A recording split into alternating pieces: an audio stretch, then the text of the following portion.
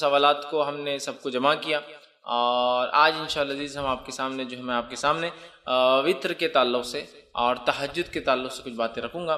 ہم پہلے وطر دیکھیں گے پھر تہجد۔ اس کی وجہ یہ ہے، حالانکہ وطر کوئی ضروری نہیں کہ عشاء کی بات پڑھی جائے، یہ کبھی بھی پڑھی جا سکتی ہے عشاء سے لے کر فجر تک، لیکن عموماً ہم دیکھتے ہیں ہمارے علاقوں میں، ہندوستان، پاکستان، بنگلہ دیش میں لوگ وطر عشاء کے بعد پڑھتے ہیں۔ تو میں پہلے وطر کی مسائل رکھ دیتا ہوں چونکہ اس کو عموماً لوگ پڑھتے ہیں، اور اس کے بعد انشاءاللہ کچھ باتیں تہجد کے تعلق سے آپ کے سامنے رکھ دوں گا تاکہ وہ باتیں بھی ہمارے سامنے آ جائیں۔ ٹھیک، تو آئیے ہم سب سے پہلے وطر کی نماز کی فضیلت دیکھتے ہیں کہ وطر کی نماز کی کیا فضیلت ہے۔ وطر ویسے کہتے ہیں آڈ کو، مطلب کسی چیز کو جو ایون ہو، جس کو کہ جفت ہو، اس کو طاق کر دینا، مطلب ایون کو آڈ کر دینا۔ جیسے کہ ہم نماز پڑھ رہے ہیں رات میں، اور نماز ہم پڑھتے ہیں 2 4 اس طرح سے ہوتی ہے، 2 2 2 2 جب ملتی جائیں گی تو اس کے بعد وہ ایون نمبر ہو جاتا ہے، ٹھیک ہے، جفت ہوتا ہے۔ تو اس کو طاق کرنے کے لیے، آڈ کرنے کے لیے جو ایک رکعت پڑھی جاتی ہے اس کو وطر کہا جاتا ہے، یاد رکھیے، ٹھیک ہے۔ تو بہرحال وطر جو ہے ایک مستقل عبادت ہے اور ایک مستقل نماز ہے۔ بہت سارے لوگوں کو یہ غلط فہمی ہوتی ہے کہ وطر جو ہے عشاء کا ایک حصہ ہے، اس لیے میں بات رکھا ہوں۔ تو وطر کوئی عشاء کا حصہ نہیں ہے، وطر ایک مستقل نماز ہے، ایک مستقل عبادت ہے جو نبی اکرم صلی اللہ علیہ وسلم کیا کرتے تھے، اور آپ پر یہ عبادت فرض بھی تھی، یاد رکھیے، امت پر فرض نہیں۔ تو آپ یہ عبادت وہ کرتے تھے اور مستقل کرتے تھے، شہر میں ہو، سفر میں ہو، اور ہمیشہ جو ہے آپ اس نماز کو پڑھا کرتے تھے۔ تو وطر ایک مستقل عبادت ہے، اور اس عبادت کو ہمیں چاہیے کہ ہم جو ہے کوشش کریں کہ ہم کریں، اور یہ عشاء کا حصہ نہیں ہے، یاد رکھیے۔ عشاء کے ساتھ بھی پڑھی جا سکتی ہے لیکن پارٹ آف عشاء نہیں۔ جیسا بہت سارے لوگ اگر کوئی وطر پڑھ کے نہیں گیا تو بولتا ارے عشاء پڑھے اور وطر نہیں پڑھے آپ نے تو عشاء بھی قبول نہیں ہوتی، اس لیے کہہ رہا ہوں وطر ایک مستقل الگ عبادت ہے، عشاء کی نماز ایک الگ عبادت ہے، یاد رکھیے۔ لیکن عموماً ہمارے پاس وطر کے بعد، معاف کرنا، عشاء کے فوراً بعد وطر پڑھ لیتے ہیں، ملاتے ہیں، تو ایسا لگتا ہے جیسا کہ یہ اس کا حصہ، جبکہ وہ اس کا حصہ نہیں، یاد رکھیے۔ نبی اکرم صلی اللہ علیہ وسلم نے ارشاد فرمایا، اور یہ جو ہے جامع ترمذی اور جو ہے سنن دارمی کی روایت، آپ نے فرمایا اور کہا، اللہ تعالیٰ نے ایک نماز کے ذریعے تمہاری مدد فرمائی ہے، اور وہ نماز وطر ہے، اسے عشاء اور طلوع فجر کے مابین بیچ میں پڑھا کرو۔ اللہ تعالیٰ نے ایک نماز کے ذریعے تمہاری مدد فرمائی ہے تو تم اس نماز کو عشاء کے بعد سے لے کر فجر کے پہلے تک پڑھا کرو۔ تو اس حدیث سے یہ بات واضح ہوگی، عشاء کا وطر کا وقت کیا ہے؟ عشاء کے بعد سے لے کر فجر کے پہلے تک۔ یہ کس کا وقت ہے؟ وطر کی نماز پڑھنے کا وقت ہے، اور وطر کی نماز کے ذریعے اللہ رب العزت نے مسلمانوں کی کیا کی؟ مدد فرمائی ہے، ہیلپ کی ہے۔ مطلب یہ بہت افضل نماز ہے، ہم کوشش کریں کہ اس نماز کو ہم پڑھا کریں، ٹھیک ہے۔ تو یہ نماز مستقل عبادت ہے، عشاء کے بعد بھی پڑھی جا سکتی ہے لیکن عشاء کا حصہ نہیں ہے، اور عشاء سے لے کر فجر کے شروع ہونے سے پہلے تک اس نماز کو ایک انسان کبھی بھی ادا کر سکتا ہے۔ اسی طرح ابو داؤد کی روایت ہے، یہ اس کی فضیلت، اور اس میں تو پہلی روایت میں ایک فضیلت پتہ چلی اور ایک وقت بھی پتہ چلا۔ دوسری ایک روایت جو ابو داؤد کی، ترمذی کی اور نسائی میں بھی یہ روایت آتی ہے، اس حدیث کے الفاظ اس طرح سے، نماز وطر تمہارے جو ہے، حضرت علی رضی اللہ عنہ فرماتے ہیں، اور ان کا قول اور بعد میں حدیث بھی اس کے اندر ہے، وہ فرماتے اور کہتے ہیں، نماز وطر تمہاری فرض نمازوں کی طرح حتمی تو نہیں، وطر کی نماز تم لوگوں کے لیے فرض تو نہیں جیسا کہ فرض نمازیں ہیں۔ پھر وہ کہتے ہیں لیکن اللہ کے رسول صلی اللہ علیہ وسلم نے اپنایا، مطلب اس کو عمل کیا، اس کو پڑھا، اور فرمایا اللہ وطر طاق ہے، اللہ وطر ہے، طاق ہے، آڈ ہے، اور آڈ کو پسند کرتا ہے، واللہ وطر ویحب الوطر، اللہ آڈ ہے اور آڈ کو پسند کرتا ہے۔ اللہ آڈ مطلب اللہ ایک ہے، اور آڈ ڈیجٹس کو پسند کرتا ہے، اس لیے نبی اکرم صلی اللہ علیہ وسلم کا عمل اگر آپ دیکھیں تو آپ اکثر عمل کو آڈ کرتے تھے، 1 3 5، یہاں تک کہ آپ کھانے میں ویسے ہی کرتے تھے، کھجور کھاتے تو 1 کھاتے، 1 سے زائد ہوتے تو 3 کھاتے، 3 سے زائد کھاتے تو 5 کھاتے۔ چونکہ آڈ نمبرز کی خصوصیت یہ ہے کہ جب اس کو ڈیوائیڈ کیا جاتا ہے تو اس کا ریمائنڈر ہمیشہ 1 ہوتا ہے، تو اللہ چونکہ آڈ ہے، 1 ہے، تو وہ پسند کرتا ہے۔ تو اس نے فرمایا، حضرت علی فرماتے ہیں کہ آپ یہ نماز کوئی فرض تو نہیں ہے، حضرت علی کے قول خود واضح ہے، لیکن آپ کو فرماتے ہیں کہ رسول اللہ صلی اللہ علیہ وسلم فرمایا اللہ وطر ہے، طاق ہے، پھر فرمایا اور اکائی طاق کو محبوب رکھتا ہے، پسند کرتا ہے۔ اے اہل قرآن، مطلب اے مسلمانوں، وطر کو پڑھا کرو، وطر کو پڑھا کرو۔ تو گویا حکم بھی ہے وطر کے پڑھنے کا، تو لہٰذا ہمیں وطر پڑھنے میں کوتاہی نہیں کرنی چاہیے، اور وطر کو اپنا معمول بنا لینا چاہیے. آپ عشاء کے بعد سے لے کر فجر تک کبھی پڑھ سکتے ہیں. یہ مستقل ایک نماز ہے. کوئی ضروری نہیں کہ عشاء کے بعد ہی پڑھے جائے. عشاء کے بعد سو کر اٹھ کے پڑھیے یا آپ جاگ رہے ہیں تو بعد میں سوتے وقت پڑھیے, آپ کے اوپر ڈیپینڈ ہے بہرحال.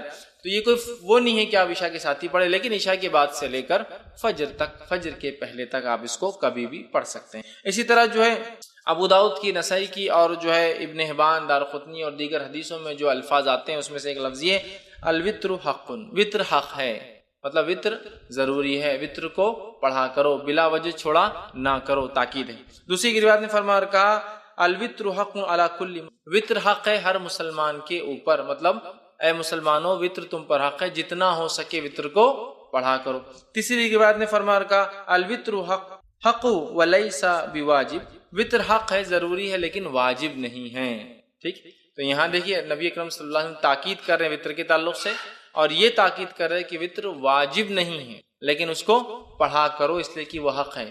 تو اوپر کی روایتوں میں جو حق ہے کہ الفاظ بار بار آ رہے ہیں, اس سے یہ بات واضح ہو رہی ہے کہ وتر بڑی اہم نماز ہے, بلا وجہ سے چھوڑنا نہیں چاہیے. کوشش کرنا چاہیے کہ اس کو جتنا ہو سکے اتنا پڑھا جائے, لیکن یہ بات یاد رکھ لیجیے نماز واجب نہیں, چونکہ آپ سب کی خود حدیث ہے وتر حق ہے لیکن یہ جو ہے واجب نہیں ہے, ضروری نہیں ہے. اور یہ بات میں اس لیے بھی رکھ رہا ہوں کہ بہت سارے لوگ یہ سمجھتے ہیں کہ اگر وتر نہ پڑھے عشاء کی بات تو عشاء نہیں ہوئی, اس لیے بھی رکھ رہا ہوں. وتر ایک مستقل الگ عبادت ہے, لیکن وہ عشاء کے ساتھ پڑھی جا سکتی ہے, لیکن وہ عشاء کا پارٹ نہیں ہے. اس کے نہ پڑھنے سے عشاء میں کوئی کمزوری نہیں آتی ہے. ٹھیک ہے, یہ بتانا میرا مقصود تھا. تو وتر کو پڑھنا چاہیے, یہ حق ہے, یہ ضروری ہے, بہت اہم ہے, لیکن یاد رکھیے واجب نہیں ہے. تو لہٰذا جو شخص استطاعت رکھتا ہو ضرور کوشش کرے کہ وتر کی نماز کو بھی وہ ادا کرے. اسی طرح جو ہے ابو داؤد اور مستدرک حاکم کی روایت ہے, نبی اکرم صلی اللہ علیہ وسلم فرمایا کہا وتر حق ہے, اور جو شخص وتر نہیں پڑھتا ہے وہ ہم میں سے نہیں. مطلب اس وتر کی اہمیت, وتر کی نماز کی اہمیت بتاتے ہوئے نبی اکرم صلی اللہ علیہ وسلم کیا فرما رہے ہیں, وتر کو پڑھا کرو اس لیے کہ حق ہے, اور جو وتر نہ پڑھے وہ ہم میں سے نہیں ہے. مطلب یہ ہوا کہ بلا وجہ وتر کو نہیں چھوڑنا چاہیے, بلا وجہ وتر میں کوتاہی نہیں کرنا چاہیے. جتنا ہو سکتا ہے اتنا کوشش کر کے وتر کو ضرور بھی ضرور ہم لوگ پڑھیں, لیکن یہ نماز واجب نہیں ہے. انشاءاللہ آگے میں اس کی تفصیلات رکھوں گا. خود اوپر کی ایک روایت میں وضاحت بالکل ہو گئی کہ وہ حق ہے لیکن واجب نہیں ہے, لیکن وہ اتنی اہم نماز ہے کہ زور دینے کے لیے, ایمفسائز کرنے کے لیے نبی کریم صلی اللہ علیہ وسلم فرمائے وہ حق ہے بول کر, جو وتر نہ پڑھے وہ ہم میں سے نہیں, مطلب بلا وجہ وتر کی نماز کو چھوڑنے والا ہم میں سے نہیں, مطلب وہ غلط کام کرتا ہے. اسے چاہیے کہ وتر کو ادا کیا کرے اگر طاقت استطاعت سہولت ہو تو. اسی طرح جو ہے نبی اکرم صلی اللہ علیہ وسلم فرماتے ہیں, یہ طبرانی کی دارقطنی کی روایت آپ نے فرما کہا, مسند احمد میں بھی یہ روایت آتی ہے, اور آپ نے فرما کہا 3 چیزیں میرے لیے فرض ہے, تمہارے لیے تطوع کا لفظ یعنی سنت ہے. 3 چیزیں میرے لیے واجب ہے, فرض ہے, میں اس کو کرتا ہوں, اور تمہارے لیے یہ چیز جو آپ سے فرماتے سنت ہے. کیا کیا ہے؟ قربانی, آپ نے فرمایا قربانی نبی کا فرض تھی, ہمارے لیے سنت ہے. دوسرا فرمایا نماز وتر, نماز وتر نبی کریم صلی اللہ علیہ وسلم کے لیے فرض تھی, ہمارے لیے سنت ہے. اور تیسرا فرمایا فجر کے پہلے کی 2 رکعتیں, فجر کی 2 رکعت نماز, یہ دوسروں پر آپ نے فرمایا سنت ہے, مطلب تطوع ہے, لیکن میرے لیے یہ چیزوں کو اللہ نے واجب کر دیا, فرض کر دیا. تو اس سے بھی وتر کی اہمیت پتہ چلتی ہے کہ کتنی اہم ہے. اسی طرح جو ہے نبی اکرم صلی اللہ علیہ وسلم کا جو معمول تھا وہ یہ تھا, آپ وتر کی نماز کو کبھی نہیں چھوڑتے تھے. آپ کو یہاں تک کہ سفر میں بھی وتر کی نماز پڑھتے ہوئے دیکھا گیا. مطلب وتر کی نماز کو نبی اکرم صلی اللہ علیہ وسلم نے اپنا معمول بنا دیا تھا, اور آپ سفر میں بھی, حالانکہ سفر میں قصر ہوتا ہے, جمع بھی ہو سکتی ہے, نمازیں ملائی بھی جا سکتی ہے, 2 نمازیں فجر اپنے وقت پر, ظہر اثر ایک ساتھ پڑھ سکتے ہیں آپ, چاہے ظہر کے وقت میں چاہے اثر کے وقت میں, مغرب عشاء ایک ساتھ پڑھ سکتے ہیں, چاہے مغرب کے وقت میں چاہے عشاء کے وقت میں. تو گویا 3 وقت میں 5 نمازیں ہوتی ہے, اور اس میں بھی قصر کا آپ کو موقع ہے, مطلب نمازیں ہاف ہو جاتی ہے. فجر 2 کی 2 رکعت ہوتی ہے فرض, ظہر کی 4 کی 2 ہو جاتی ہے, عصر کی 4 کی 2 ہو جاتی ہے, مغرب کی 3 ہوتی ہے, اور عشاء کی 4 کی 2 ہو جاتی ہے. مطلب فرض میں بھی قصر ہے, لیکن نبی اکرم صلی اللہ علیہ وسلم نے اس حالت میں بھی جو ہے وتر کو پڑھا, وتر کو پڑھا. تو وتر کی نماز اس سے پتہ چلتا ہے بڑی اہمیت کے حامل ہے. اب وتر کی نماز کیا ہے, اس کا حکم کیا ہے؟ سنت ہے, واجب ہے, موقدہ. جیسے ہمارے پاس جو عموماً چلانے ہیں واجب الوتر بولتے ہیں. وہ کیوں؟ وہ جو حدیث میں نے اس سے پہلے آپ کے سامنے رکھی کہ جو وتر نہ پڑھے وہ ہم میں سے نہیں ہے.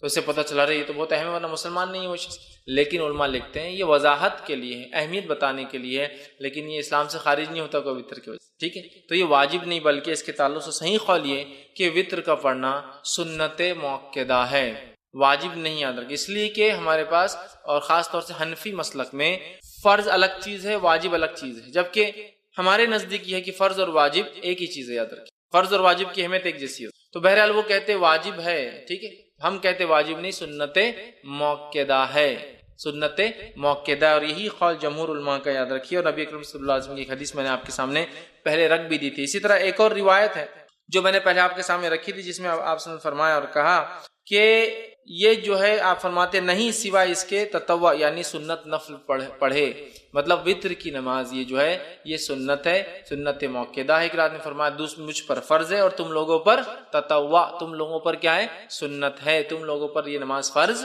نہیں ہے۔ تو اس سے پتہ چلا یہ نماز واجب نہیں بلکہ سنت مؤکدہ ہے، ٹھیک ہے۔ اسی طرح امام مالک جو ہے اور مسند احمد کے اندر روایت آتی ہے، عبادہ بن صامت رضی اللہ عنہ اس کے راوی فرماتے اور کہتے ہیں کہ جس کے اندر آپ صلی اللہ علیہ وسلم نے فرمایا کہ یہ تطوع، یہ نماز سنت ہے نہ کہ تم پر فرض، تو بلکہ یہ جس کو ہم کہیں گے عام زبان میں سنت مؤکدہ جو کہتے ہیں نا، ایسی سنت جس کو نبی اکرم صلی اللہ علیہ وسلم نے ہر حال میں کرنے کی کوشش کی، یہ نماز ایسی ہے، یاد رکھیے وطر۔ اب وطر کی نماز کا وقت کب شروع ہوتا ہے اس کے تعلق سے دیکھ لیتے ہیں۔ تو میں سمجھتا ہوں پہلی حدیث میں نے درس کی ابتدا میں جو بتائی واضح ہے کہ یہ نماز کے ذریعے اللہ نے ہماری مدد کی، اور یہ نماز عشاء کے بعد سے لے کر فجر کے پہلے تک پڑھی جا سکتی ہے، ٹھیک۔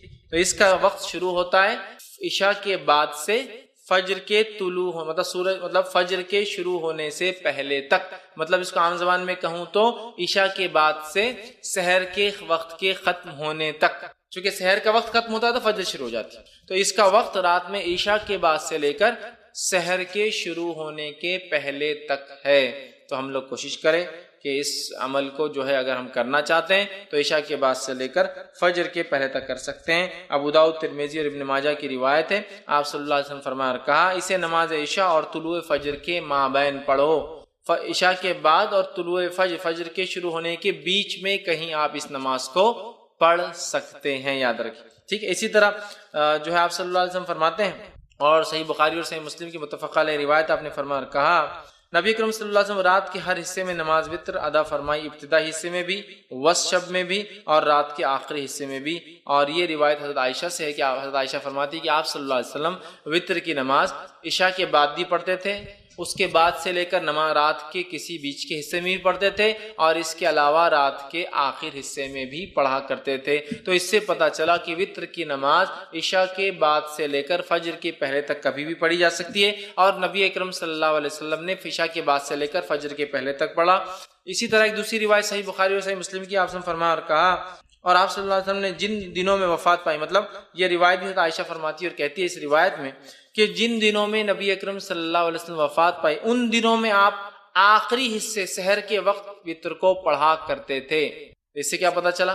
آپ صلی اللہ علیہ وسلم عشاء کی بعد بھی پڑھتے، بیچ میں پڑھتے، اور آخر وقت میں، لیکن آپ نے کیا کیا؟ اس کو آخر وقت میں اللہ کے رسول اس کو سحر کے وقت پڑھا کرتے تھے۔ اسی طرح جو ہے نبی اکرم صلی اللہ علیہ وسلم کا جو ہے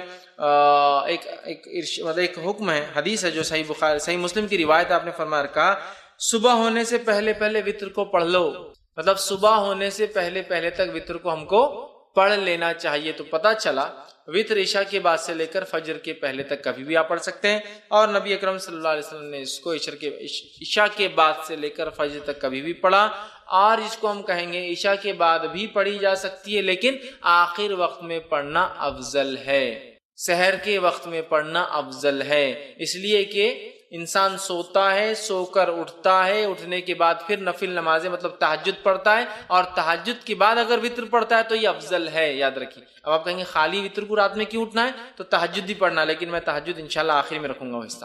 تو یہ جو وطر کو ہم کہہ رہے ہیں آخری وقت میں پڑھنا افضل ہے، اس سے مراد ہے آخری وقت میں انسان رات میں اٹھے، تہجد کی نماز پڑھے، تہجد کے بعد اپنی وطر پڑھ لے۔ صحیح مسلم کی روایت ہے ماں عائشہ رضی اللہ عنہا سو جاتی تھی، آپ ان کو اٹھاتے تھے اور کہتے عائشہ اٹھ اور وطر پڑھ لے، مطلب تہجد ادا کر، اور تہجد ادا ہونے کے بعد اپنی وطر کی نماز، چونکہ عموماً صحابہ آخر وقت میں وطر پڑھتے تھے، چاہے تہجد کے وادی تھے، لہٰذا چونکہ تہجد ایک بہت افضل عمل ہے، یاد رکھیے بہت افضل، نفل نمازوں میں سب سے افضل نماز ہے یہ، تو لہٰذا وہ لوگ روکے رکھتے تھے اپنی نماز کو وطر کو اور تہجد میں اٹھتے تھے، تہجد میں اٹھنے کے بعد وطر پڑھتے تھے، تو اللہ کے رسول صلی اللہ علیہ وسلم ماں عائشہ کو اٹھاتے تھے تاکہ وہ اپنی وطر ادا کرے، مطلب تہجد پڑھ لے اور اس کے بعد وطر بھی ادا کرے۔ تو یاد رکھیے یہ آخری وقت افضل ہے، لیکن کوئی ضروری نہیں ہے، آپ کو ڈر ہے خدشہ ہے رہ جائیں گی نہیں پڑھ پاؤں گا تو بہرحال پہلے بھی پڑھ سکتے۔ اسی طرح جو ہے جامع ترمذی، ابن ماجہ اور مسند احمد کی روایت ہے، نبی اکرم صلی اللہ علیہ وسلم نے فرمایا کہا تم میں سے جس شخص کو یہ اندیشہ ہو کہ وہ رات کے آخری حصے میں نہیں جاگ سکیں گا تو اسے چاہیے کہ رات کے پہلے حصے میں ہی وطر پڑھ لے۔ جس کو ایسا لگے کہ میں رات میں نہیں اٹھ سکتا ہوں تو اسے چاہیے کہ وطر پہلے پڑھ لے، مطلب عشاء کے بعد پڑھ لے۔ پھر فرماتے اور کہتے ہیں پڑھ لے، اور جسے آخر رات میں قیام کا شوق ہو اور طمع ہو کہ وہ کرے، قیام کرے، اس کو شوق ہو، اس کو لگا ہو، اسے چاہیے کہ وہ رات کے آخری حصے میں، جس کو ڈر ہو یا میں اٹھ نہیں پاؤں گا، شک ہو رہا ہے، یا میں روز پڑھتا ہوں تہجد لیکن آج جاگا بہت دیر تک تو اٹھ نہیں پاؤں گا، یا پھر میں روز بھی نہیں اٹھ پاتا ہوں تہجد کے لیے، بس عشاء ہو جاتی ہے فجر کو اٹھتا ہوں تو بیچ میں نہیں اٹھ پاؤں گا، تو پھر وہ عشاء کی بات پڑھ لے۔ ایسا نہیں جس کو شوق ہے، رات کی نماز پڑھنا چاہتا ہے، تہجد پڑھنا چاہتا ہے، تو پھر کیا کرے، وہ وطر کو روکے رکھے، تہجد کے بعد اس کو ادا کرے۔ اسی طرح صحیح مسلم کی روایت ہے، نبی اکرم صلی اللہ علیہ وسلم فرمایا اور کہا بے شک رات کے آخری حصے کی نماز میں فرشتے آتے ہیں اور یہی افضل ہے۔ رات کے آخر حصے میں نماز کے وقت فرشتے حاضر ہوتے اور یہ افضل ہے۔ تو پتہ چلا تہجد کو آخر وقت میں پڑھنا، آخر وقت میں پڑھنا، سحر کے وقت پڑھنا، فجر سے پہلے پڑھنا افضل ہے، اور اسی طرح وطر کو بھی سحر سے پہلے، سحر کے آخر وقت میں پڑھنا، یا رات کا آخری حصہ تیسرا پہر ہوتا ہے جس سے فجر پھر شروع ہو جاتی ہے، اس کے بعد اس سے پہلے پڑھنا افضل ہے، چونکہ اس وقت فرشتے حاضر ہوتے ہیں۔ تو اسی سے میں نے کہا افضل تو آخر حصے میں ہے، لیکن عشاء کے بعد بھی فوراً اسے ادا کیا جا سکتا ہے، یاد رکھیے فوراً ادا کیا جا سکتا ہے۔ اسی طرح جو ہے صحیح بخاری اور صحیح مسلم کی ایک روایت ہے، ابو ہریرہ رضی اللہ عنہ فرماتے اور کہتے ہیں میرے خلیل، مطلب نبی اکرم صلی اللہ علیہ وسلم، خلیل مطلب بہت جگری گہرا دوست، تو فرماتے ہیں میرے خلیل نبی اکرم صلی اللہ علیہ وسلم مجھے خاص طور پر 3 باتوں کی وصیت فرمائی ہے، 3 باتوں کی مجھے تاکید کی۔ پہلا، میں ہر مہینے کے 3 روزے رکھوں، ایام 20 کے روزے جو کہ 13، 14 اور 15 تاریخ چاند کے حساب سے اس کے روزے رکھوں، یہ آپ نے ان کو تاکید کی تھی۔ چاند کی جو ہے 13، 14 اور 15 تاریخ کو میں روزے رکھوں۔ اسی طرح آپ نے فرمایا اور کہا صلاۃ الضحیٰ یعنی چاشت کی 2 رکعتیں نماز پڑھوں۔ اسی طرح فرماتے اور کہا یہ کہ سونے سے پہلے میں وطر پڑھ لیا کروں، مطلب سونے سے پہلے پڑھ لیا کروں، مطلب انسان سونے سے پہلے وطر پڑھ سکتا ہے، اور ہم جانتے ہیں وطر نماز رات کی آخری نماز ہوتی ہے اور تہجد کے بعد ہوتی ہے، تو لہٰذا کوئی انسان بغیر جاگے، بغیر سوئے بھی تہجد پڑھ سکتا ہے۔ یہ جواب ہے۔ بہت سے لوگ بولتے ہیں نا تہجد کے لیے سونا ضروری ہے، افضل ہے سو کر اٹھ کر پڑھنا، اس لیے کہ اٹھنا، مشقت کرنا، وضو کرنا، ٹھنڈا اور گرم پانی کا مسئلہ ہوتا ہے رات میں، پھر بھی کرنا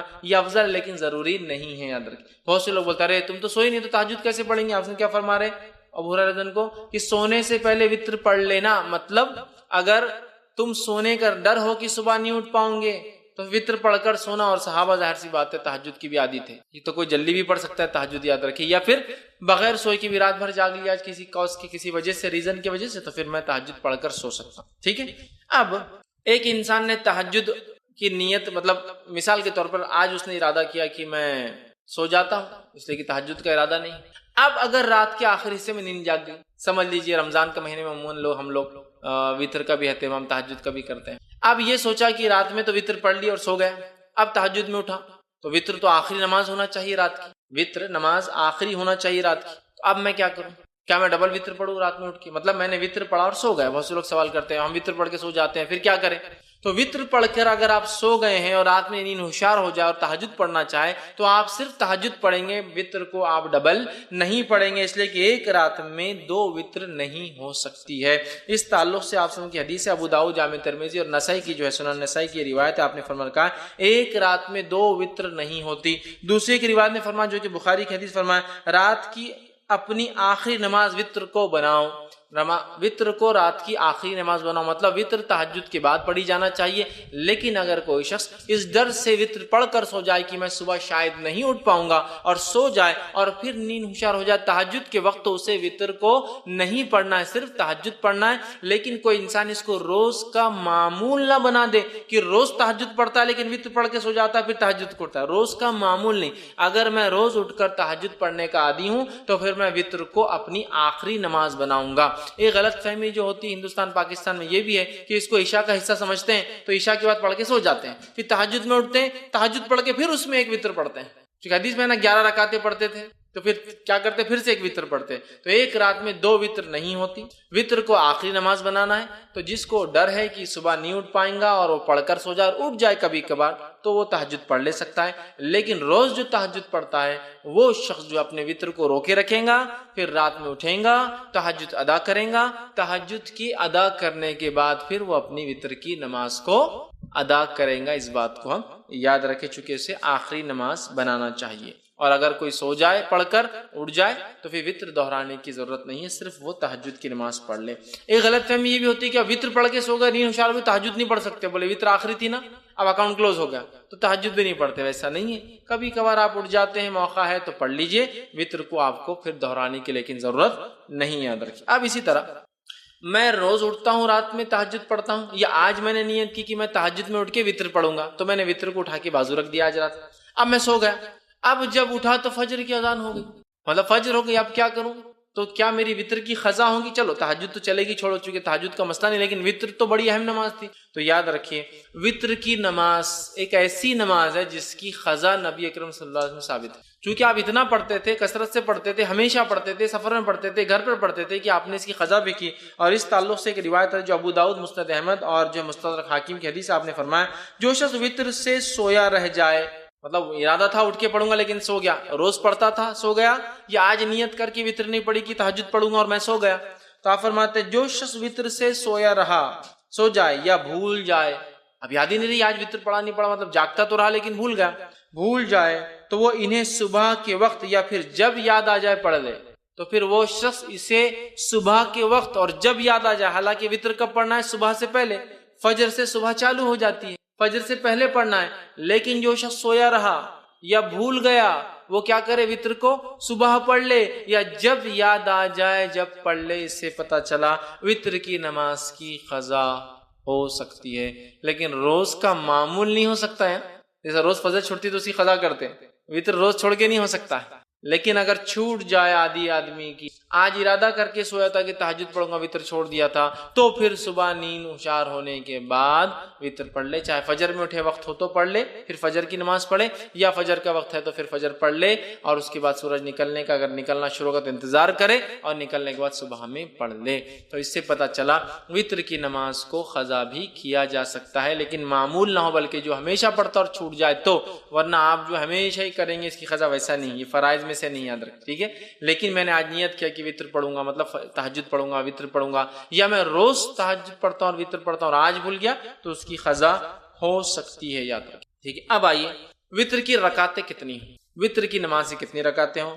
تو وتر کی نماز صحیح بخاری اور صحیح مسلم کی روایت ہے، اب سنن نسائی ہے، مستدرک حاکم ہے، بیہقی ہے، اور اتنی ساری حدیثیں آتی ہیں جس کے اندر آپ صلی اللہ علیہ وسلم سے وتر کی نماز 1 رکعت، وتر کی نماز 3 رکعت، وتر کی نماز 5 رکعت، وتر کی نماز 7 رکعت اور وتر کی نماز 9 رکعت ثابت ہے. اور کچھ روایتوں میں وتر کی نماز 11 رکعت اور 13 رکعت بھی ثابت ہے. لیکن زیادہ مشہور اور معروف چیز جو ہے وہ 1 رکعت، 3 رکعت، 5 رکعت، 7 رکعت اور 9 رکعت معروف ہے. لیکن کچھ علماء نے 11 بھی ثابت کی ہے اور 13 بھی ثابت، لیکن اس میں تھوڑا سا شبہ یہ ہے کہ وہ 11 تہجد کے ساتھ تھی اور 13 تہجد کے ساتھ فجر کی 2 تھی، اس لیے میں وہ نہیں لے رہا ہوں. لیکن 9 رکعت تک تو بالکل ثابت ہے. لیکن ہمارے پاس چلن کس چیز کا ہے؟ کیا چیز مشہور اور معروف ہے؟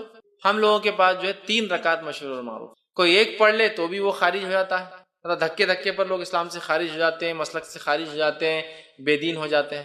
1 رکعت بھی ثابت ہے، لیکن 3 معروف، لیکن 3 ضروری نہیں، یاد رکھیے. 1 بھی، 3 بھی، 5 بھی، 7 بھی اور 9 رکعتوں تک پڑھ سکتے ہیں. اب آئیے ایک کے بعد ایک ہم دیکھتے ہیں یہ نماز، اس کی دلیل اور اس کے بعد اس کا طریقہ. یہ 1 کیسی پڑھیں گے، 3 کیسی پڑھیں گے، 5 کیسی پڑھیں گے، 7 کیسی پڑھیں گے اور 9 رکعت کیسی پڑھیں گے. ٹھیک ہے، جو آدمی کی جیسی سہولت، صحت، حالات کے اعتبار سے 1 پڑھے، 3 پڑھے، 5 پڑھے، 7 پڑھے، 9 پڑھے. ٹھیک ہے، یہ تہجد کی رکعتوں کے علاوہ ہے. تہجد کی رکعتیں کتنی؟ انشاءاللہ تہجد پورا الگ سے ایک چیپٹر ہے، وہ لوں گا جب بتاؤں گا. اب آئیے 1 رکعت کے تعلق صحیح بخاری اور صحیح مسلم کی روایت ہے، نبی اکرم صلی اللہ علیہ وسلم رات کی نماز جو ہے 2 رکعتیں کرتے تھے، اور جب جو ہے آپ نے فرمایا تمہیں صبح ہونے کا اندیشہ ہو تو اسے 1 رکعت کر لو. مطلب آپ صلی اللہ علیہ وسلم فرمایا، کہا جب آپ سے پوچھا گیا تو آپ نے فرمایا رات کی نماز 2 رکعتیں کر کے ہے، مطلب 2 کر کے پڑھنا چاہیے. پھر آپ نے فرمایا جب تمہیں صبح ہونے کا ڈر ہو تو کیا کرو؟ پھر ایک رکعت ادا کر لو. تو اس سے پتہ چلا ایک رکعت بھی وطر پڑھی جا سکتی ہے. اسی طرح ابو داؤد، سنن نسائی اور سنن ابن ماجہ کی روایت ہے، آپ صلی اللہ علیہ وسلم نے وطر ہر مسلمان کا حق کہا، مطلب ثابت ہے، کرنا چاہیے. جو شخص 5 رکعتیں پڑھنا چاہے وہ 5 پڑھ لے، جو شخص 3 پڑھنا چاہے پسند کر 3 پڑھ لے، اور پھر جو صرف ایک ہی وطر پڑھنا چاہے تو وہ ایک ہی پڑھے. اس حدیث میں کتنے لفظ آگے؟ 5 پڑھنا چاہے 5 پڑھے، 3 پڑھنا چاہے 3 پڑھے، ایک ہی پڑھنا چاہے تو ایک ہی پڑھے. تو 5 کے لفظ حدیث میں آ گئے، 3 کے لفظ حدیث میں آ گئے اور ایک کی لفظی حدیث میں آ گئے. تو ایک رکعت بھی وطر پڑھی جا سکتی ہے. اسی طرح بہت سارے صحابہ کا عمل تھا، جس میں سے ایک معروف ہے جیسا کہ جو ہے معاویہ بن ابی سفیان رضی اللہ عنہ، یہ جو ہے ایک رکعت ہی ہمیشہ پڑھا کرتے تھے. ٹھیک. اب اسی طرح 3 رکعت والی روایت ہم دیکھ لیتے ہیں. تو اسی طرح جو ہے صحیح بخاری اور صحیح مسلم کی روایت ہے، ماں عائشہ رضی اللہ عنہا فرماتی اور کہتی ہیں نبی اکرم صلی اللہ علیہ وسلم قیام اللیل کرتے، رات کی نماز پڑھتے اور پھر آخر میں 3 رکعت ادا کرتے. ٹھیک، 3 رکعت ادا کرتے اور 3 رکعت وطر پڑھتے قیام اللیل کے بعد. تو اس روایت میں آ گئے 3 کے الفاظ، تو 3 پڑھی جا سکتے. اسی طرح صحیح مسلم کی، جامع ترمذی کی اور سنن نسائی کی روایت آپ نے فرمایا، حضرت عائشہ فرماتی ہیں آپ قیام اللیل کرتے پھر آپ نے 3 وطر پڑھتے تھے. مطلب آپ سے پہلے قیام اللیل کرتے، اس کے بعد 3 وطر پڑھتے تھے. تو یہاں 3 کے لفظ آ گئے. اسی طرح نبی اکرم صلی اللہ علیہ وسلم 5 رکعت بھی ثابت ہے، جو میں نے آپ کے سامنے رکھی، جیسا کہ صحیح بخاری کی روایت ہے اور صحیح مسلم میں بھی روایت متفق علیہ. حضرت عائشہ رضی اللہ عنہا فرماتی ہے آپ نے فرمایا کہا کہ نبی اکرم صلی اللہ علیہ وسلم رات کو 13 رکعتیں پڑھا کرتے تھے اور ان میں سے 5 وطر ہوتے اور آپ صلی اللہ علیہ وسلم ان 5 وطر کے مابین بیٹھتے تھے، بیٹھتے نہ تھے بلکہ صرف آخر میں تشہد کرتے تھے. ٹھیک. تو اس سے پتہ چلا کہ جب کوئی انسان وطر پڑھے اور 1 رکعت پڑھتا ہے تو ظاہر سے 1 رکعت کے بعد وہ قاعدہ کرے گا. 3 رکعت پڑھتا ہے تو تیسری رکعت میں قاعدہ کریں گا، صرف وطر میں صرف تیسری رکعت میں قاعدہ کریں گا. اور اس حدیث میں آ رہا ہے 5 پڑھتے اور صرف 5ویں رکعت میں قاعدہ کرتے. 1 پڑھے تو 1 میں قاعدہ ہوگا، 3 پڑھے تو آخری رکعت میں تیسری میں قاعدہ، اور 5 پڑھے تو کب کرنا قاعدہ آپ کو؟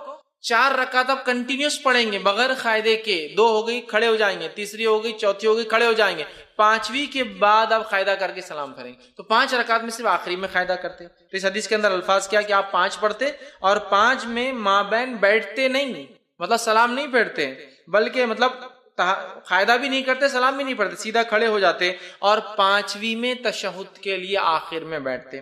اسی طرح 7 رکعت والی روایت آئیے دیکھتے ہیں. سنن نسائی کی، ابن ماجہ، مسند احمد کی روایت ہے.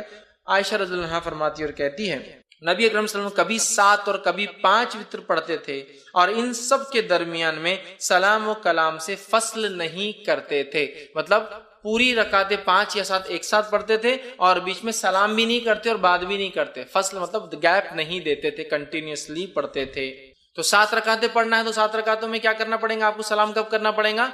7th رکعت میں، تیسری میں آخری تیسری رکعت میں، 5ویں میں آخری 5ویں رکعت میں، 7ویں میں آخری 7ویں رکعت میں آپ قاعدہ کریں گے. اب آئیے 9 رکعت والی روایت دیکھ لیتے ہیں. تو صحیح مسلم کی روایت ہے، ابو داؤد کی، سنن نسائی کی، مسند احمد کی روایت ہے. نبی اکرم صلی اللہ علیہ وسلم کے تعلق سے ماں عائشہ رضی اللہ عنہا فرماتی اور کہتی ہے آپ صلی اللہ علیہ وسلم نے 9 رکعتیں پڑھی، اس طرح پڑھتے کہ ان کے مابین صرف 8ویں رکعت میں تشہد کے لیے بیٹھتے.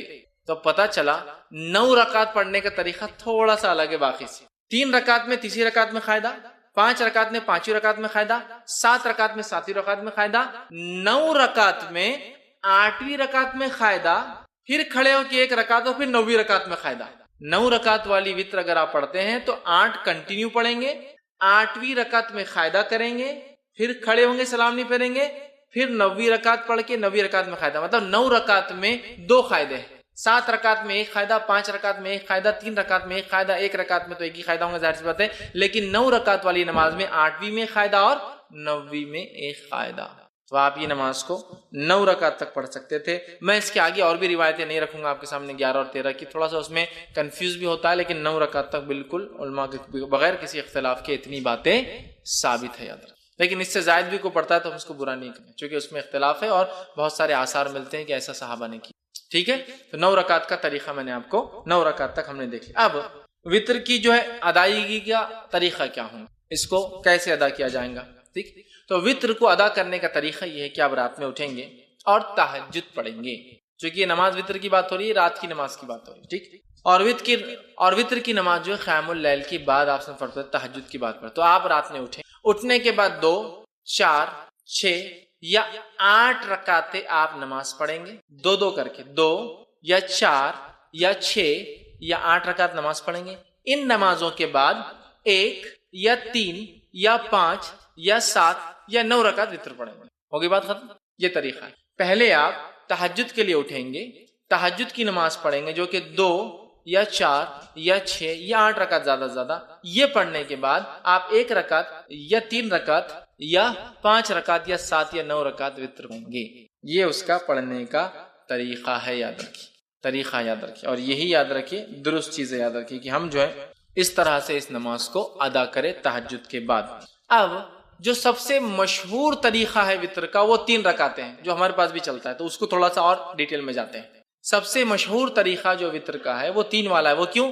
حضرت عائشہ کی وہ روایت یاد کیجئے موطا امام مالک کی کہ نبی اکرم صلی اللہ علیہ وسلم رمضان یا غیر رمضان 11 رکعتوں سے زیادہ نہیں پڑھتے تھے. تو 11 رکعت میں 8 رکعت تہجد کی اور 3 رکعت وتر کی. تو 3 پڑھنا سب سے مشہور طریقہ ہے. اب یہ 3 پڑھنے کا طریقہ کیا ہے؟ اس طریقے سے اس 3 رکعت کو پڑھنے کے 2 طریقے ہیں. میں سمجھو آپ زیادہ کنفیوز نہیں ہو رہے ہیں, ہر چیز کلیئر کرتے ہوئے جا رہے ہیں. 3 رکعتوں کو پڑھنے کے 2 طریقے. 2 طریقے کیا ہیں؟ 2 سلام سے 3 رکعت یا 1 سلام سے 3 رکعت. تھوڑا اس کو اور وضاحت کرتا ہوں. 2 سلام اور 2 قاعدے سے 3 رکعت یا 1 سلام اور 1 قاعدے سے 3 رکعت. طریقہ بتاتا ہوں. پہلا طریقہ, آپ نماز وتر کے لیے کھڑے ہوئے, آپ نے تکبیر کہی, ہاتھ باندھ لیا.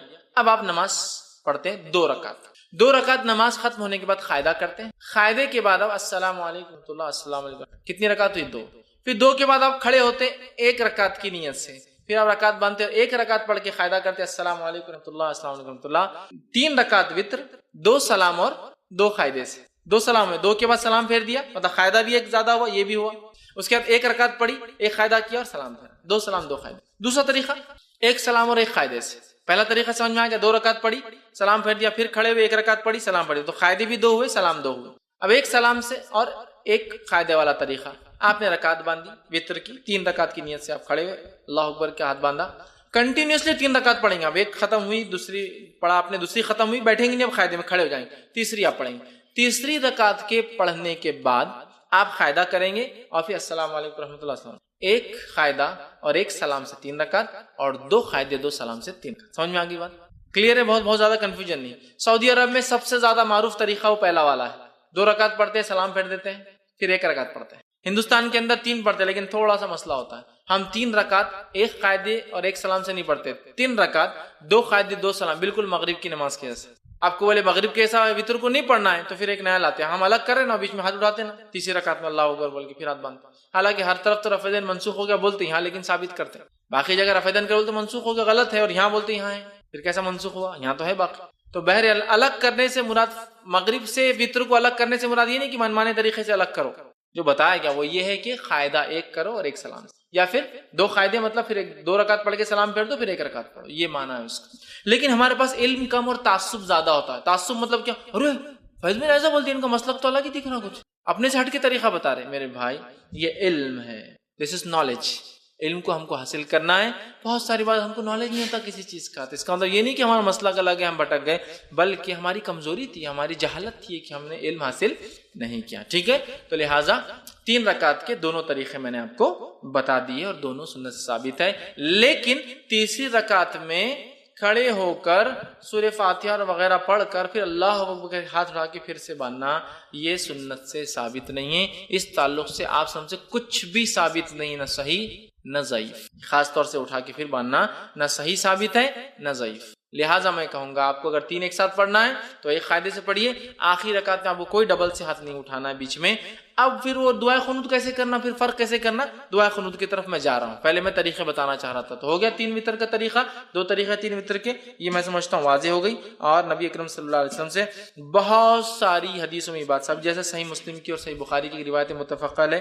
عبداللہ بن عمر رضی اللہ عنہما فرماتے آپ سب رات کی نماز کو 2 رکعتیں کر کے پڑھتے تھے اور آخر میں 1 رکعت وتر پڑھتے تھے. 2 2 2 2 2 2 2 مطلب 5 سلام ہو گئے, اس کے بعد آپ کھڑے ہوتے اور 1 پڑھتے ہیں, ٹوٹل ہوئی 11 رکعتیں. ٹھیک ہے, تو یہ طریقہ ہے اور ایک ساتھ پڑھنے کا بھی آپ سے ملتا ہے. اسی طرح رکعت وتر میں کیا قرات کر سکتے ہیں؟ تو رکعت وتر میں سورہ فاتحہ کے بعد آپ کچھ بھی قرات کر سکتے ہیں. اور وتر کی رکعت کی خصوصیت یہ ہے کہ اس میں تیسری رکعت میں بھی آپ کو ضمی سورہ ملانا ہے.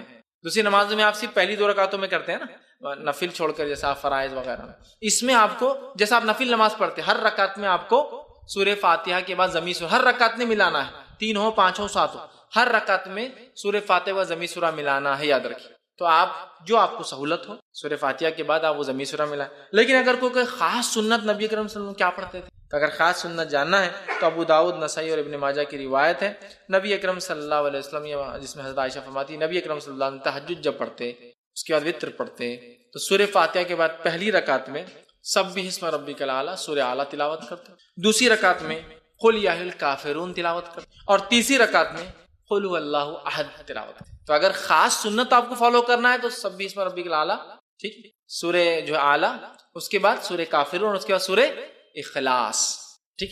ایک روایت میں یہ بھی ملتا ہے کہ نبی اکرم صلی اللہ علیہ وسلم آخری رکعت میں سورہ اخلاص، سورہ فلق اور سورہ ناس تینوں ملا کر پڑھتے تھے۔ تو آپ چاہیں تو یہ بھی کہیں سورہ فلق، سورہ اخلاص، قل اللہ احد، قل اعوذ برب فلق، قل اعوذ برب الناس، تینوں آپ پڑھتے تھے، یہ روایت بھی ملتی ہے۔ لیکن اگر آپ کو یہ سب یاد بھی نہیں تو آپ کو جو پڑھنا ہے پڑھیے، اسلام آپ کو روکتا نہیں، پہلی رکعت میں سورہ اخلاص پڑھ لیجیے، دوسری رکعت میں سورہ فلق پڑھیے، تیسری رکعت سورہ ناس، کو مسئلہ نہیں، کیونکہ آپ کو یہ اگر 3 یاد ہے۔ لیکن جس کو یاد ہو اور چاہتا ہے کہ سنت کی اتباع کرے تو یہ اچھا ہے کہ وہ سورہ اعلیٰ، سورہ کافرون، سورہ اخلاص۔ لیکن یہاں ایک چیز واضح کر دوں، اس کے علاوہ بھی امام پڑھے تو اس میں کوئی حرج اور غلطی نہیں، ورنہ بہت سے لوگ آتے ہیں تمہارا منہج غلط دکھ رہا تھوڑا، اس میں کیا ہے، پڑھ سکتا ہے آدمی۔ بہت سارے لوگ ایسے ہوتے ہیں کہ ذرہ برابر سورہ بھی الگ ہو تو بولتے تم نے گڑبڑ کی کچھ تو بھی۔ جو سہولت ہو قرآن کا، جو حصہ آسان ہو وہ پڑھے، لیکن کوئی اگر اتباع کرنا چاہتا ہے کہ نبی کیا پڑھتے تھے آپ سے یہ پڑھتے تھے، لیکن ضروری نہیں ہے، قرآن کا جو یاد ہے آپ کو پڑھ سکتے ہیں تو آپ یہ پڑھتے۔ اور ایک روایت میں آتا ہے کہ آپ آخری رکعت میں سورہ اخلاص، سورہ فلق اور سورہ ناس تینوں کی تلاوت کیا کرتے تھے۔ اسی طرح آپ صلی اللہ علیہ وسلم کے تعلق سے مسند احمد، نسائی اور ابن ماجہ کی روایت آتی ہے کہ نبی اکرم صلی اللہ علیہ وسلم 3 رکعت وتر سے فارغ ہونے کے بعد سلام پھیرتے، سلام پھیرنے کے بعد 3 مرتبہ یہ الفاظ ادا کرتے، سلام کے بعد سبحان الملک القدوس، 3 بار یہ الفاظ ادا کرتے، سبحان الملک القدوس، سبحان الملک القدوس، سبحان الملک القدوس، یہ 3 بار پڑھتے۔ اور ایک روایت میں آتا ہے کہ نبی اکرم صلی اللہ علیہ وسلم سبحان الملک القدوس 2 بار آہستہ پڑھتے اور تیسری بار تیز پڑھتے، مطلب جس کو حضرت عائشہ فرماتی ہم سن سکتے تھے، مطلب 2 بار پڑھتے سبحان الملک، سبحان الملک القدوس، سبحان الملک القدوس 3 بار۔ اور اس میں بھی آتا ہے کہ روایت میں جب آپ آخری بار تیز پڑھتے تو یوں پڑھتے کہ القدوس کو لمبا کھینچتے، سبحان الملک القدوس لمبا کھینچتے۔ یہ بھی طریقہ ہے، وتر پڑھ لیا آپ نے، اس کے بعد آپ سبحان الملک القدوس، سبحان الملک القدوس لمبا کھینچتے، یہ پڑھ سکتے۔ اسی طرح ایک روایت اور آتی دارقطنی کی، اس میں اضافی الفاظ یہ کہ نبی اکرم صلی اللہ علیہ وسلم سبحان الملک القدوس کہنے کے بعد یہ بھی کہتے ہیں رب الملائکۃ والروح۔ سبحان الملک القدوس کا معنی ہوتا ہے پاک ہے وہ بادشاہ صاحب قدس، ٹھیک۔ اسی طرح رب الملائکۃ والروح جو رب ہے فرشتوں کا اور جبرائیل کا، یہ بھی آپ اضافہ کیا کرتے تھے۔ تو اگر آپ کو یہ بھی پڑھنا ہے تو ہمارے پاس یہ عموماً ہر 4 رکعت تراویح کے بعد پڑھتے ہیں اور بہت لمبا لمبا پڑھتے ہیں، اس میں اور بھی اضافہ ہے، ٹھیک ہے۔ لیکن یہ تو وتر کے بعد ثابت ہے، 3 بار سبحان الملک القدوس، 2 آہستہ 1 تیز، اور آخر کا کھینچتے ہوئے ذرا لمبا کرتے ہوئے خود، ٹھیک ہے۔ اس کے بعد رب الملائکۃ والروح، یہ بھی آپ اس کے ساتھ اضافہ کر سکتے ہیں۔ اب دعائے قنوت پہ آ جاتے ہیں۔ دعائے قنوت اس کی حیثیت کیا ہے، پڑھنا اور نہیں پڑھنے کا کیا معاملہ ہے، اور کب پڑھا جائے گا۔ دعائے قنوت یہ وتر کی نماز کا میں پڑھنا ضروری نہیں ہے، یہ پہلے کلیئر کر دیں۔ بہت سے لوگ وتر نہیں پڑھتے کہ دعائے قنوت یاد نہیں ہے، تو کلیئر کر دیتا ہوں۔ دعائے قنوت کا وتر میں پڑھنا ضروری نہیں ہے، یہ ایک سہولت ہے، اللہ نے مدد کی اس نماز سے، تو اس سہولت کا فائدہ اٹھائے جو اٹھانا چاہتا ہے، لیکن کمپلسری نہیں ہے۔ دونوں باتیں سمجھ میں آ رہی ہیں؟ میں ٹریول کر رہا ہوں، مجھے پرمیشن ہے کہ میں 10-20 کلو سامان لے جا سکتا ہوں، لیکن میں نہیں لے جا رہا ہوں، سہولت تو ہے، میں نہیں اٹھا رہا ہوں فائدہ، لیکن سہولت ہے، ضروری نہیں۔ کیوں میں کہہ رہا ہوں، میں یہ نہیں کہہ رہا ہوں مت پڑھو، میں یہ کہہ رہا ہوں بہت سارے لوگ یہ دعا یاد نہیں ہے بول کے نماز ہی نہیں پڑھتے، تو نماز مت چھوڑو، یہ تو مستقل عبادت ہے، دعا اس کا ایک پارٹ ہے لیکن کمپلسری پارٹ نہیں۔ اٹیچ ہو جائے تو بھی چلے گا، ڈیٹیچ نہیں بھی اٹیچ ہوگا، نکال بھی دیا جائے تو بھی چلتا ہے۔ تو یہ دعا کی کیا حیثیت ہے دعائے قنوت کی؟ پڑھے تو اچھی بات ہے، نہ پڑھنے سے انشاءاللہ کوئی فرق نہیں پڑتا آپ کی وتر پر، نماز پر، ٹھیک ہے۔ تو اسے پڑھنے کے دعائے قنوت کے 2 طریقے ہیں، 2 طریقے، دونوں طریقے بہرحال جو انسان چاہے اس پہ عمل کر سکتا۔ دعائے قنوت رکوع سے پہلے اور دعائے قنوت رکوع کے بعد۔ پہلے تو کلیئر کر دیا میں، دعائے قنوت پڑھنا کمپلسری نہیں لیکن پڑھ سکتا۔ دعائے قنوت رکوع سے پہلے اور دعائے قنوت رکوع کے بعد، اس کا طریقہ کیا ہے؟ آپ نے رکعت باندھی، سورہ فاتحہ ضمی سورہ ملایا، ٹھیک ہے، مطلب یہ آخری رکعت کی بات کر رہا ہوں میں، آخری رکعت مطلب آپ تیسری رکعت میں اٹھے، مطلب یہ دعائے قنوت آپ جب پڑھیں گے تو وتر کی آخری رکعت میں پڑھیں، ایک پڑھے تو اس کے اندر 3 پڑھے تو تیسری میں، 5 پڑھے تو 5ویں میں، 7 پڑھے تو 7ویں میں، 9 پڑھے تو 9ویں رکعت میں ہوں گا۔ تو آپ کھڑے ہوئے تیسری رکعت کی، سمجھو انڈیا پاکستان ہم 3 رکعتیں پڑھتے، تیسری رکعت میں کھڑے ہوئے آپ، ٹھیک، تو تیسری رکعت میں آپ کھڑے ہوئے، تیسری رکعت میں کھڑے ہونے کے بعد سورہ فاتحہ پڑھی آپ نے، سورہ فاتحہ پڑھنے کے بعد ضمیع سورہ ملایا، ضمیع سورہ ملانے کے بعد اب آپ کیا کریں گے، دعائیں قنوت اپنی، ٹھیک، اس کے لیے خاص ہاتھ اٹھا کر واپس باندھنا یہ سنت سے ثابت نہیں ہے، اللہ اکبر کہنا بھی سنت سے ثابت نہیں ہے، ہاتھ اٹھانا بھی ثابت نہیں ہے۔ تو آپ سورہ فاتحہ پڑھی اور سمجھو 3 رکعت میں آپ سورہ اخلاص پڑھ رہے، سمجھے آخری سورہ اخلاص پڑھی، اور اس کے بعد آپ اللہم اہدنی من ہدیت اور وہ دعا آپ اس کے بعد شروع کر دیں گے، یہ ایک طریقہ۔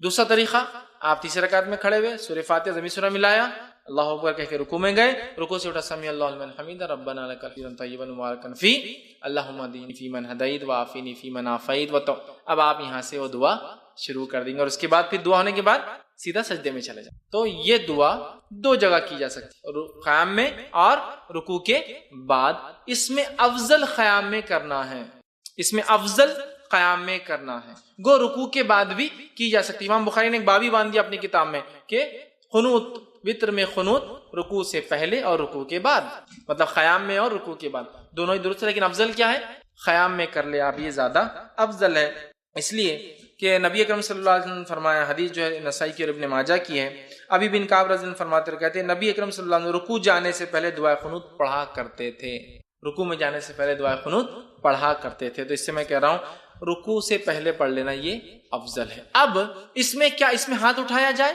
تو ہاں، آپ اس میں چاہے تو ہاتھ باندھ کر بھی کر سکتے ہیں قنوت، اور ہاتھ اٹھا کر، چونکہ دعا میں ہاتھ اٹھانا یہ سنت، یہ ادب ہے، تو آپ ہاتھ اٹھا کے بھی کر سکتے ہیں، لیکن ہاتھ اٹھانے کے بعد چہرے پر ہاتھ پھیر کر پھر رکوع میں جانا یہ درست نہیں ہے، اس لیے کہ کسی بھی دعا کے بعد چہرے پر ہاتھ پھیرنے والی روایت ابو داؤد کی ضعیف ہے۔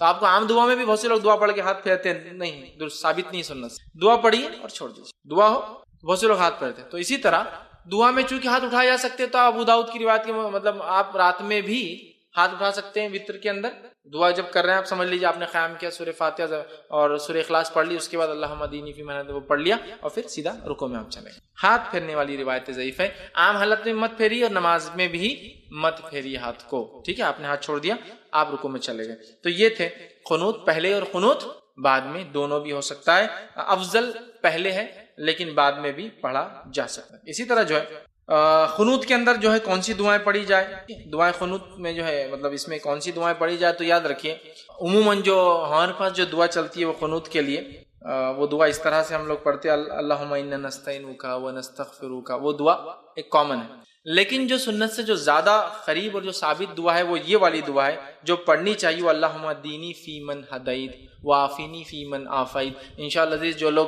نیٹ پر اس کو دیکھیں گے، دعا آپ کے ویڈیو کے اندر جو ہے بیک گراؤنڈ میں آ جائیں گی، آپ اس پہ سے دیکھ کر یاد کر سکیں، ٹھیک۔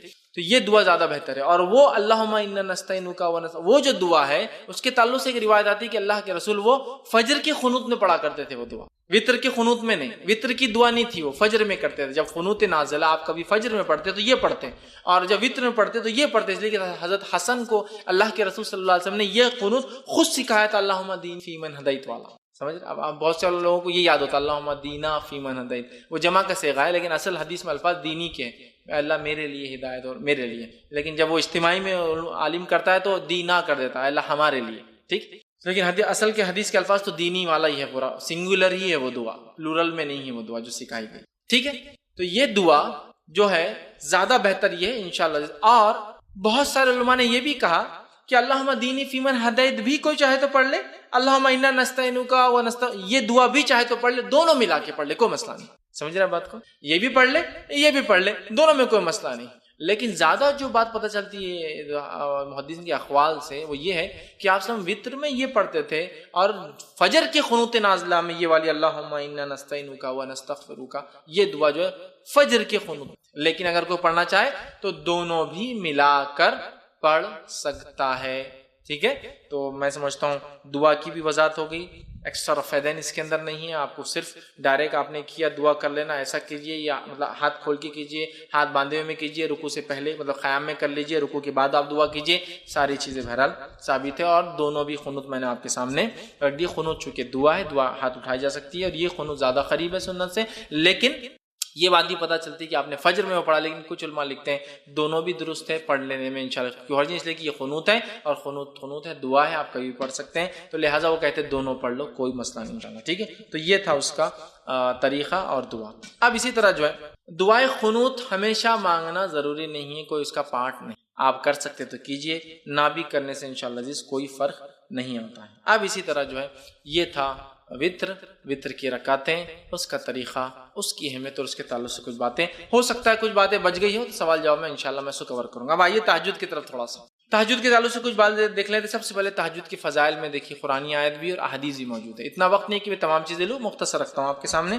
سب سے پہلی چیز تو اللہ رب العزت سورہ بنی اسرائیل، یہ سورہ اسراء سورہ نمبر 17 آیت نمبر جو ہے 79 کے اندر فرماتا ہے، 79 کے اندر فرماتا ہے، کہتا ہے وَمِنَ اللَّيْلِ فَتَهَجَّدْ بِهِ نَافِلَةً لَكَ، اللہ فرماتا ہے اور کہتا ہے اور رات کو تہجد پڑھو، یہ آپ صلی اللہ علیہ وسلم کے لیے نفل ہے، آپ اے نبی رات میں تہجد پڑھا کرو، یہ آپ کے لیے نفل ہے۔ عَسَىٰ أَن يَبْعَثَكَ رَبُّكَ مَقَامًا مَحْمُودًا، ہو سکتا ہے اللہ اس کے ذریعے آپ کو مقام محمود پر پہنچا دے، ٹھیک ہے۔ تو اس لیے کہ قرآن سے پتہ چلتا ہے کہ تہجد کا ذکر قرآن میں اور اس کی بڑی اہمیت ہے، اس کو پڑھنا چاہیے۔ اسی طرح دوسرے مقام پر سورہ بنی اسرائیل میں اللہ نے آگے فرمایا، کہا بے شک اللہ سے ڈرنے والے متقی لوگ باغوں اور چشموں میں ہوں گے، وہاں ان نعمتوں کو پائیں گے جو ان کا رب انہیں دے گا، بے شک وہ اس سے پہلے نیکوکار تھے، وہ راتوں کو بہت کم سوتے تھے اور بوقت سحر اللہ تعالیٰ سے بخشش طلب کرتے تھے۔ رات کو اٹھ کر، مومنوں کی صفت ہے رات کو اٹھ کر اپنے رب سے بخشش طلب کرتے تھے، اس لیے کہ رات کا آخری پہر وہ پہر ہوتا ہے جس میں اللہ رب العزت آسمانی دنیا پہ نزول کرتا ہے اور ایک ندا اور آواز لگائی جاتی ہے۔ یہ صرف رمضان کے لیے خاص نہیں ہے، سارے سال ہوتا ہے کوئی مغفرت کا طلب کرنے والا میں معاف کرنے والا ہوں، ہے کوئی مانگنے والا میں دینے بیٹھا۔ صحیح مسلم بہت سی بار یہ رمضان میں لوگ پیش کرتے ہیں روز کی، اور بہت سی بار یہ روایت کو لوگ شب برات کے لیے پیش کرتے ہیں، یہ روز کی ہے۔ روز اللہ آسمانی دنیا پہ فرسٹ جس کو کہیں گے اسکائی پر آتا ہے اور ایک ندا آواز لگائی جاتی ہے کوئی مانگنے والا، تو میں سمجھ رہے بات۔ تو بہرحال اس کا تذکرہ قرآن میں بھی ہے، احادیث کے اندر جو ہے صحیح مسلم کی روایت میں آتا ہے نبی اکرم صلی اللہ علیہ وسلم کے تعلق سے کہ جو ہے نبی اکرم صلی اللہ علیہ وسلم سے پوچھا گیا کہ فرض نماز کے بعد کون سی نماز سب سے افضل ہے۔ نبی اکرم صلی اللہ علیہ وسلم کسی نے سوال کیا فرض نماز کے علاوہ سب سے افضل نماز کون سی ہے؟ اس کا مطلب دوسرے الفاظ میں نفل عبادتوں میں سب سے افضل عبادت کون سی ہے؟ فرض نماز کے بعد سب سے افضل عبادت مطلب کیا ہوا؟ نفل نمازوں میں سب سے افضل نماز۔ تو آپ نے فرمایا اور کہا آدھی رات کے بعد نماز یعنی تہجد، آدھی رات کے بعد پڑھی جانے والی نماز کا پڑھنا یہ سب سے افضل عبادت ہے فرض نمازوں کے بعد۔ تو اگر فرض کے علاوہ کوئی انسان کچھ کرنا چاہتا ہے سب سے افضل کام، تو وہ کیا کرے؟ تہجد کا اہتمام کرے، تہجد کا اہتمام کرے، بڑی اہم بات ہے اور ہمیں چاہیے کہ ہم کوشش کریں ہم لوگ تہجد کا بالخصوص اہتمام۔ تو اس حدیث سے پتہ چلا سب سے افضل نماز نہ فرض کے بعد سب سے افضل نماز نفل میں یا سب سے افضل عبادت نفل عبادتوں میں کون سی ہے؟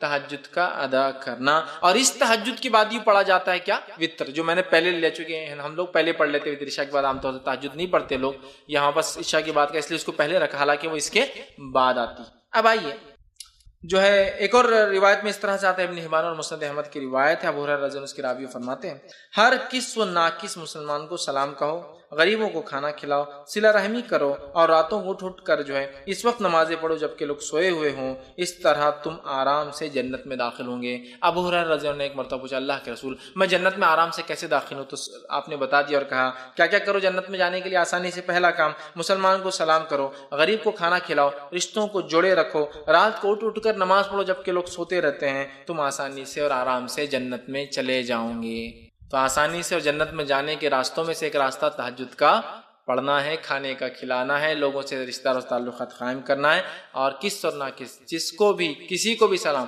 اور یہاں الفاظ دیکھیے ہر کس و ناکس، بڑی اہم چیز، مطلب ہر کسی کو، ہم بس کیا ہوتا ہے سلام کرتے ہیں اسٹیٹس کے حساب سے، بہت مالدار ہے تو سلام، غریب نوکر اپنے پاس روز کام کو آتی اس کو کیا سلام کریں گے؟ کس اور ناکس مطلب اس کی دنیاوی اعتبار سے ویلیو ہو یا نہ ہو لیکن آپ نے سلام کرنا چاہیے، سمجھ رہے آپ بات کو؟ بہرحال سلام کرو اور رشتوں کو قائم رکھو، غریبوں کو کھانا کھلاؤ اور ہاتھوں کو اٹھ کے نماز پڑھو، مطلب تہجد پڑھو جب سب سوتے ہیں، مطلب آخر وقت میں افضل ہے یہ ٹائم، تو تم جو ہے جنت میں چلے جاؤں گے۔ اب تہجد کے وقت کے تعلق سے ہم کچھ باتیں دیکھتے ہیں۔ تہجد کا وقت اور اس کی رکعتیں۔ تہجد کا وقت عشاء کے بعد سے لے کر فجر کے پہلے تک، سیم جو وتر کا ٹائم۔ تہجد کا وقت عشاء کے بعد سے لے کر فجر کے پہلے تک، تو گویا آپ عشاء کے بعد بھی پڑھ سکتے ہیں تہجد اور فجر سے پہلے تک پڑھ سکتے ہیں، کبھی بھی جیسا آپ وتر پڑھ سکتے ہیں، ٹھیک ہے۔ اب کتنی رکعتیں پڑھیں؟ تو اس کی رکعتیں یاد رکھیے، دو دو کر کے، کم از کم 2 اور زیادہ سے زیادہ 8 رکعت، اور یہ رکعتیں 2 کر کے ہی ہوں، 2 کے بعد سلام، 2 کے بعد سلام، 2 کے بعد سلام، 2 کے بعد سلام، ٹھیک۔ تو اگر آپ کو 2 پڑھنا ہے تو 2 ہو گئی، 4 پڑھنا ہے تو 2 کر کے مطلب 2 سلام ہوں گے، 6 پڑھنا ہے تو 3 سلام، اور 8 پڑھنا ہے تو 4 سلام سے 8 رکعت، 2 کے بعد سلام پھیریں گے۔ یہ اس کی رکعتیں، کم از کم 2، زیادہ سے زیادہ آپ جو ہے 8 رکعتیں اس کی پڑھ سکتے ہیں، ٹھیک۔ اب جو ہے یہ کب پڑھ سکتے ہیں، تو اس کے تعلق سے میں نے جو آپ سے کہا یہ کبھی بھی پڑھ سکتے ہیں، اس تعلق سے ایک روایت آتی ہے، یہ روایت جو ہے صحیح بخاری اور صحیح مسلم کی ہے، نبی اکرم صلی اللہ علیہ وسلم کے تعلق سے آتا ہے، اور روایت میں آتا ہے رات کے جس حصے میں تم چاہو نبی اکرم صلی اللہ علیہ وسلم کو نماز پڑھتے ہوئے دیکھ سکتے ہو، اور جس حصے میں چاہو آپ کو سوتے ہوئے دیکھ سکتے ہو۔ مطلب آپ صلی اللہ علیہ وسلم اس نماز کو رات کے کسی بھی حصے میں پڑھتے ہیں۔ صحابی کہتے ہیں کبھی ہم کو آپ پڑھتے ہوئے دکھتے، کبھی نہیں دکھتے، کبھی عشاء کے بعد دکھتے، کبھی بیچ میں دکھتے، کبھی آخری رات میں دکھتے۔ جس حصے میں چاہو آپ نماز پڑھتے ہوئے دکھتے ہیں، جس حصے میں چاہو آپ سوتے ہوئے دکھتے ہیں۔ مطلب کبھی ایک وقت نماز پڑھتے ہیں ایک حصے میں، دوسرے دن اس حصے میں نہیں پڑھتے، کبھی اور پڑھتے ہیں۔ تو ایک بار آج سمجھ لیجیے مثال فار ایگزامپل 1 بجے آپ جاگتے ہوئے دکھ رہے ہیں، تو کل 1 بجے جاگتے ہوئے نہیں دکھیں گے آپ۔ تو ایک حصے میں دیکھو تو نماز پڑھتے ہیں، ایک حصے میں دیکھو تو آپ نماز نہیں پڑھتے ہیں۔ مطلب آپ صلی اللہ علیہ وسلم عشاء کے بعد سے لے کر فجر تک اس کو پڑھا کرتے ہیں۔ اسی طرح صحیح بخاری کی روایت میں عائشہ فرماتی ہے اور کہتی ہے کہ آپ صلی اللہ علیہ وسلم اس وقت قیام فرماتے ہیں جب مرغ کی آواز سنتے ہیں۔ مطلب نبی اکرم صلی اللہ علیہ وسلم اس کو ہر وقت پڑھتے، لیکن خاص طور سے کب پڑھتے؟ رات کا تیسرا پہر۔ اور مرغ یاد رکھیے رات میں لاز بالکل سحر کے وقت آواز دیتا ہے، اور آپ کی حدیث ہے جب مرغ بانگ دے تو اسے برا مت کہو، اس لیے کہ وہ تو فرشتوں کو دیکھ کر بانگ دیتا ہے، لہٰذا جب مرغ بانگ دے تو اللہ سے دعا کرو، اس لیے کہ اس وقت فرشتے حاضر ہوتے۔ اور مرغ یاد رکھیے کبھی بھی، وہ شروعات میں تو کبھی بھی دیتا ہے وہ، لیکن جب سیکھ لیتا ہے تو وہ آپ دیکھیں گے رات میں 3 بجے سے یا کم از کم وہ سحر کے وقت شروع کرتا ہے تو فجر کے پہلے تک دیتا ہے۔ وہ شروع ہوتا ہے کیا مرغا بانگ دے دے کہ بور کر رہا ہے نا، وہ بور نہیں کر رہا، وہ آپ کو اشارہ کر رہا ہے کہ اب فرشتے آنے کا وقت ہے، فرشتے آ رہے ہیں، دیکھو آ رہے ہیں، اعلان ہو رہا ہے، اب جا رہے ہیں نا۔ جیسا کوئی بڑا منسٹر ہے آپ کے گھر اور آپ کو کسی نے بلایا نا گھر پہ، کتنا آپ کو برا لگے گا، ہم کو نہیں بلایا، ربا نے دیکھو مل لی خود ہی منسٹر صاحب سے اور فلاں ہو گیا، تو فرشتے حاضر ہوتے ہیں نا، ان کی حاضری کا وقت ہے، تو مرغ تو اعلان کر رہا ہے بھائی آ جائیے، الارم ہے، اٹھ کے فائدہ اٹھا لیجیے۔ تو بہرحال اس کو برا مت کہو، فرشتوں کو دیکھ کر بانگ لگا، ٹھیک ہے۔ بہرحال تو آپ خاص طور سے آخر وقت میں پڑھتے تھے، لیکن پڑھا کبھی بھی جا سکتا ہے، ٹھیک ہے۔ اور آخر وقت میں کیوں پڑھنا چاہیے اس کو افضل میں نے کیوں کہا؟ آئیے اس تعلق سے صحیح ستہ کی ہر کتاب میں، بخاری، مسلم، ابو داؤد، نسائی، سنن ابن ماجہ، ترمذی، سب میں آتی ہے روایت، حدیث کے الفاظ ہے جب رات کا تہائی حصہ باقی رہ جاتا ہے، 1/3، اس لیے میں نے کہا تہائی، تیسرا حصہ، تہائی حصہ باقی رہ جاتا ہے، تو جو ہمارا بزرگ اور برتر پروردگار اللہ تعالیٰ آسمانی دنیا یعنی پہلے آسمان پر اترتا ہے اور کہتا ہے، ایک ندا لگائی جاتی ہے، کوئی مجھ سے دعا کرنے والا ہے میں اس کی دعا قبول کروں گا، کوئی سوال کرنے والا ہے میں اس کا سوال پورا کروں گا، کوئی ہے جو بخشش چاہتا ہے میں اس کو بخش دوں گا، ٹھیک ہے۔ یہ آواز لگائی جاتی ہے، اور یہ آواز ہر روز رات کے تیسرے پہر ندا اور آواز لگائی، سبحان اللہ۔ یہ کوئی شب برات کے لیے خاص نہیں ہے، اور یہ کوئی رمضان کے لیے خاص نہیں، ایوری نائٹ، ہر رات ہم اللہ سے دعا کر کے منوا سکتے اپنے رب کو، اس لیے کہ اللہ ہم سے بہت قریب ہے پہلے آسمان، اور آواز لگاتا ہے بھائی میں خاص سننے آیا ہوں، بتاؤ ہے کوئی مانگنے والا؟ تو یہ بہت خاص وقت ہے، اور میں نے دیکھا ہے بہت سارے لوگوں نے اس کا تجزیہ کیا ہے، ان اوقات میں مانگی گئی دعا کبھی رد نہیں ہو، کیونکہ اسپیشلی آدمی اٹھ کر یہ دعا کرتا ہے، اور اللہ نہیں ہونے والے کام بھی لوگوں کے، بہت سارے لوگ بولتے ہیں دعا کب کرنا، ہم نے افضل وقت کیا ہے، تو میں کہتا ہوں رات کے تیسرے پہر اٹھیے، تہجد کی نماز پڑھیے، وتر قائم کیجیے، اور پھر اپنے رب سے سب سے بہترین وقت ہے اللہ کو سنانے کا، اس لیے کہ اللہ خود اس وقت کہتا ہے کوئی مجھ سے مانگنے والا میں دینے بیٹھا ہوں، ہے کوئی سوالی میں اس کے سوال کو پورا کروں گا، ہے کوئی مغفرت کا طلب کرنے والا آج مغفرت کر۔ تو ایوری ڈے ہمارے لیے مغفرت کا دن ہو سکتا ہے اگر ہم فائدہ اٹھانا چاہیں۔ اسی طرح جو ہے نسائی کی روایت ہے، سنن نسائی کی، مستدرک حاکم کی ہے، کہ نبی اکرم صلی اللہ علیہ وسلم فرماتے ہیں کہ رات کے آخری حصے میں بندہ اپنے رب کے سب سے زیادہ قریب ہوتا ہے۔ کیوں سب سے زیادہ قریب ہوتا ہے؟ اس لیے کہ ان کا رب پہلے آسمان پہ آ جاتا ہے، تو بندہ سب سے، ایسے تو بندہ ہمیشہ اللہ سے قریب ہے، اس کا رب اسے سنتا ہے، لیکن یہ اور قربت کا وجہ ہے کہ اللہ رب العزت پہلے آسمان پہ آ جاتا ہے نا، قربت اور نزدیک ہو جاتی ہے، اس لیے خوب مانگنا چاہیے۔ صحیح بخاری اور صحیح مسلم کی روایت آپ نے فرمایا کہا اللہ تعالیٰ کو سب سے محبوب نماز داؤد علیہ السلام کی نماز ہے۔ آگے ان کی نماز کی کیفیت بیان کرتے فرماتے اور کہتے ہیں وہ رات کے نصف حصے سوتے، ہاف پارٹ جو سوتے، सोते थे, और तिहाई रात नमाज पढ़ते थे, 1/3 नमाज पढ़ते थे, हाफ सोते थे, 1/3 जो है मतलब हाफ मतलब 50% सोते थे, 33% नमाज में डालते थे, जो फरमाते हैं, और तिहाई रात नमाज पढ़ते थे, और फिर रात का छठा हिस्सा फिर सोते थे, और उसके बाद फिर 6th पार्ट सोते भी थे। उसका मतलब पहले उठे, सोए हाफ पार्ट, फिर उठे, फिर नमाज कायम की और फिर सो जाते थे।